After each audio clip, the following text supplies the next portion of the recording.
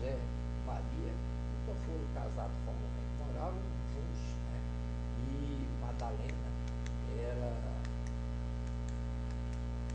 perdidamente apaixonada por Madalena, sei lá no artigo, né? É, ciente traz, leva a concepção, a discussão dentro do âmbito da igreja e dentro do âmbito social, e dizendo que o divórcio não ia destruir as famílias, como alegavam os setores conservadores, porque quem ia requerer o divórcio era quem o relacionamento não mais existia, era quem o casamento não mais existia. Então, o não divórcio, o casamento eterno, etc., era você impor a hipocrisia. As pessoas tinham amante, tinha isso, tinha aquilo outro, e não se separavam formalmente porque a sociedade não permitia. Não é? No entanto, no divórcio você ia criar um relacionamento muito mais livre, muito mais leal e sincero, porque as pessoas iam viver com quem realmente acharia que deveria viver. Não é?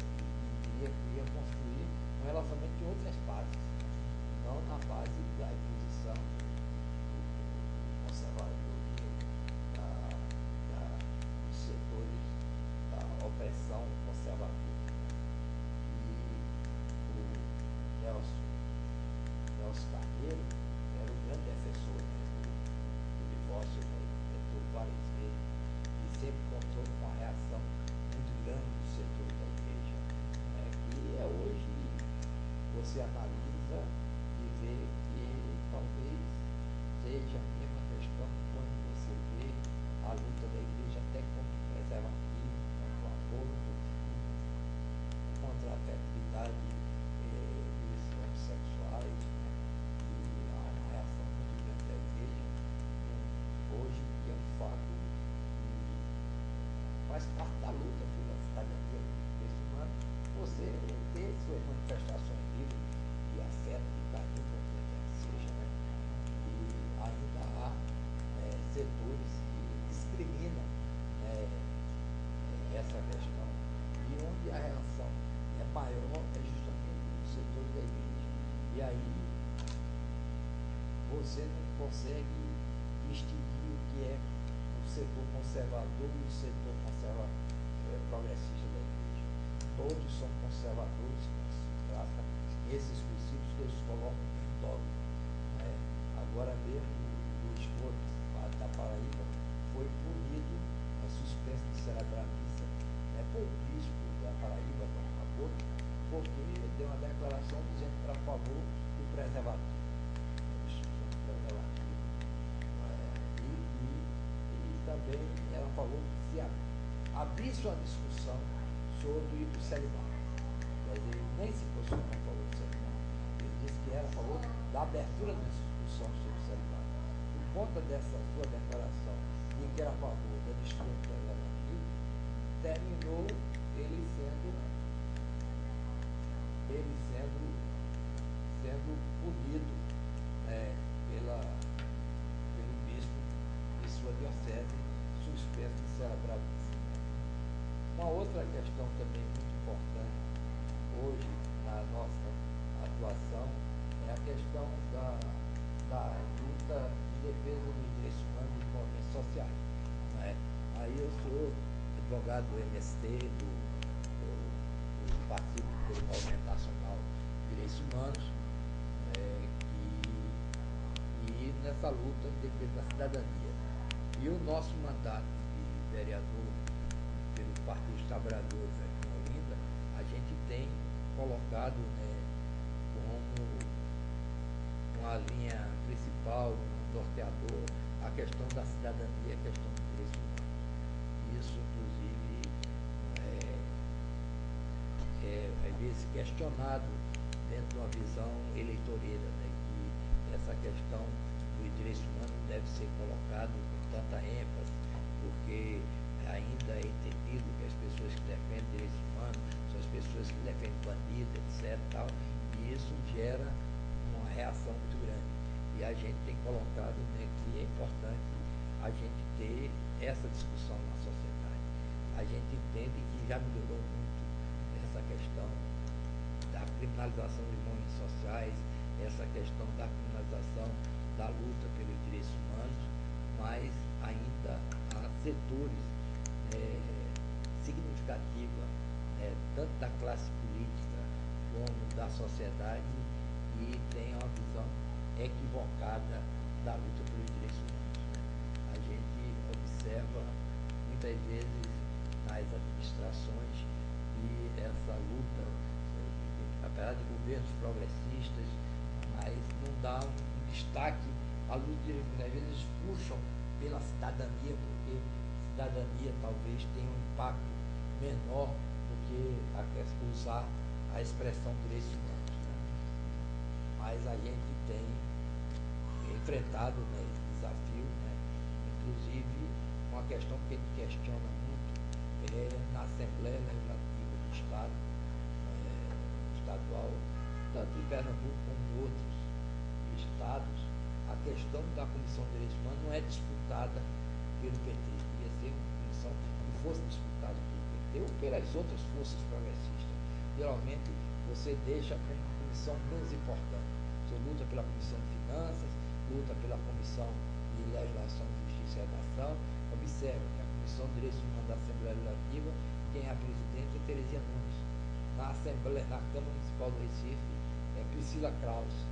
Na Câmara Federal é Pepeu de Matos, do Rio Grande do Sul, e faz parte do PDT, faz parte da bancada da bala, a favor do armamento.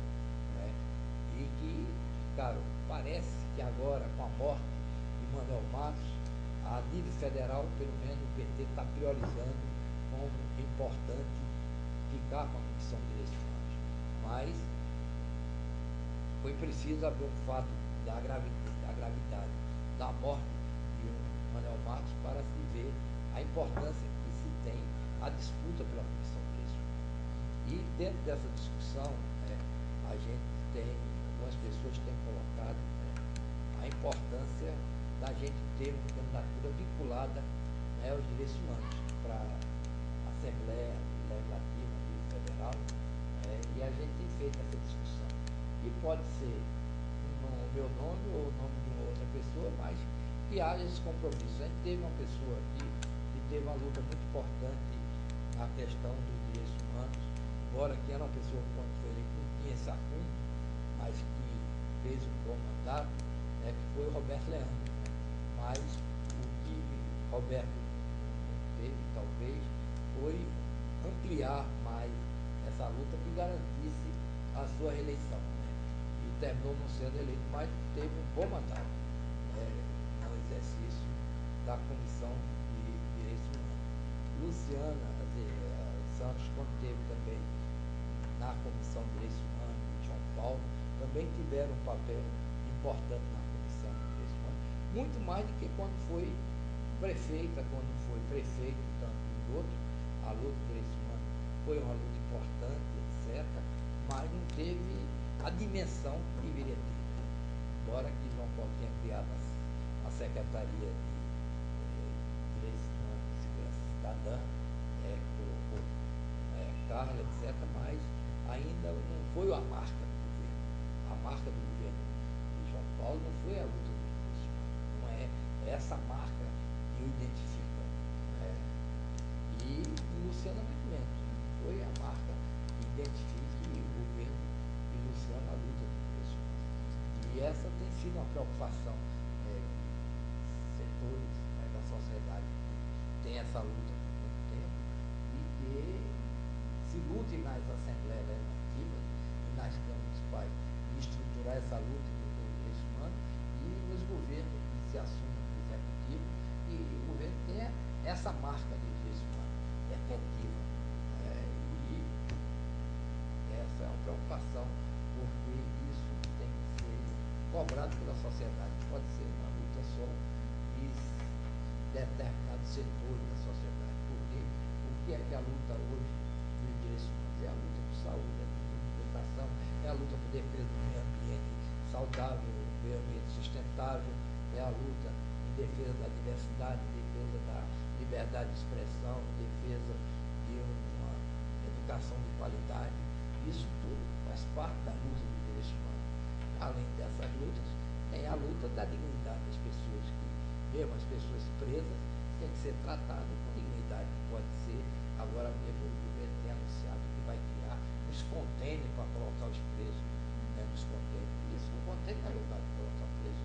Hoje você tem que discutir os presídios agrícolas, os presídios em que a pessoa possa trabalhar, que possa ter contato com a terra, com a natureza, e não ficar dentro de celas, dentro de locais que não garanta o exercício, inclusive, de um trabalho, de uma profissão. E está sendo anunciado aí, Viana, que vai expor em praça pública os contêineres, etc. E que já existe a nível nacional uma posição contrária, tanto da OAB como do Movimento Nacional de Direitos Humanos, contrária aos contêineres. Então, é uma questão que dificulta, que é um governo progressista, que tem o apoio do PT, do PSB, de todos os partidos, do governo Eduardo, e, no entanto, toma um tipo de posição contrária à questão do direito. Se isso for efetivado, os contêineres que está sendo anunciado aí, é um retrocesso, ali vai terminar colocando a gente, direitos humanos, que faz parte, partidariamente, dessa questão, em confronto com essas forças políticas. Inclusive nossas próprias forças políticas. Então, essa questão dos direitos humanos são questões inegociáveis, são questões que muitas vezes têm uma questão ideológica, mas está acima da questão partidária, está acima da questão, às vezes, da concepção e da visão dos próprios partidos, que vê muitas vezes de acordo com suas conveniências. E isso é uma luta que tem que ser travada, né? Sempre que conseguir ganhar todas as pessoas para essa luta, a gente não vai fazer com que se construa uma sociedade mais humana, mais fraterna.